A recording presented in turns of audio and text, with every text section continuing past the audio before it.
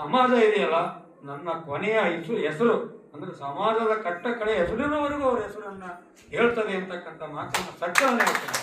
ಯಾಕಂದ್ರೆ ನನ್ನ ಅನುಭವನ ನಾನು ಹೇಳ್ತಾ ಇದ್ದೀನಿ. ನಾನು ತೀರಾ ಏನು ದೊಡ್ಡಲ್ಲ. ನಾನು ಕೂಡ ಬಸ್ನಲ್ಲಿ ಒಂದು 12 ವರ್ಷ ಬಸ್ ಹೊಡೆದಿದ್ದೀನಿ, ಕಸ ಹೊಡೆದಿದ್ದೀನಿ. ನಾನು ಗೋಣಿಚಿಂದ ಮಕ್ಕಂದು ಈ ಮಟ್ಟಕ್ಕೆ ಬಂದಿದ್ದೀನಿ. ನನ್ನ ತಂದೆ ತಾಯಿ ಹೇಳ್ಕೊಟ್ಟ ಪಾತ್ರ ಏನಪ್ಪ ಅಂತಂದ್ರೆ, ನೀನು ಕಷ್ಟ ಕಾಲದ ಬಂದಾಗ ಯಾರಿಗಾದ್ರೂ ನಮ್ಮ ಬಡವರೇ ಆದರೆ ಒಂದು ತುತ್ತು ಅನ್ನ ಹಾಕೋದನ್ನು ಮರಿಬೇಡ, ಅದೇ ನಿನ್ನ ಶ್ರೇಯಸ್ಸು, ಅದೇ ನಿನ್ನ ಒಳ್ಳೇದು ಅಂತ ನನ್ನ ತಾಯಿನೇ ಹೇಳ್ಕೊಟ್ಟಿದ್ರು, ನಮ್ಮ ತಂದೆನೇ ಹೇಳ್ಕೊಟ್ಟಿದ್ರು. ಅದು ನನ್ನ ಪಾಲನೆ ಮಾಡ್ತಾ ಇದ್ದೀನಿ. ಇವತ್ತೊಂದು ಪತ್ತಿನ ಸಹಕಾರ ಸಂಘ ಅಂತ ಅಲ್ಲಿ ಹೊಸನಗರದಿಂದ ಬಂದು ಇವತ್ತು 475 ಜನಕ್ಕೆ ಷೇರುದಾರರಾಗಿ ಸುಮಾರು ಒಂದು 100-150 ಜನಕ್ಕೆ ಬೇಕರಿ ಮಾಡಿಕೊಂಡಿರ್ತಕ್ಕಂಥವರಿಗೆ, ಕೈಗಾಡಿ ಮಾಡಿಕೊಂಡಿರ್ತಕ್ಕಂಥವರಿಗೆ, ಗ್ಯಾರೇಜ್ ಇಟ್ಕೊಂಡಿರ್ತಕ್ಕಂಥವರಿಗೆ ನಮ್ಮ ಸಂಸ್ಥೆಯಿಂದ ಅವರಿಗೆ ಆರ್ಥಿಕ ಸಹಾಯವನ್ನು ಮಾಡ್ತಾ ಇದ್ದೀವಿ. ಅವರ ಮೂಲಕ ಅವರು ಇವತ್ತು ಉನ್ನತೀಕರಣ ಆಗ್ತಾ ಇದ್ದಾರೆ. ಅದು ನನಗೆ ಖುಷಿಯಾಗಿದೆ. ಇಲ್ಲಿ ಶ್ರೀನಿವಾಸ ಅಂತ ಇದ್ದಾರೆ, ಇನ್ನೊಂದು ಶಿವಕುಮಾರ್ ಅಂತ ಇದ್ದಾರೆ, ಪಿಕ್ನಿಕ್ ಕಲೆಕ್ಟ್ ಮಾಡ್ತಾರೆ ಅವರಿಬ್ಬರು.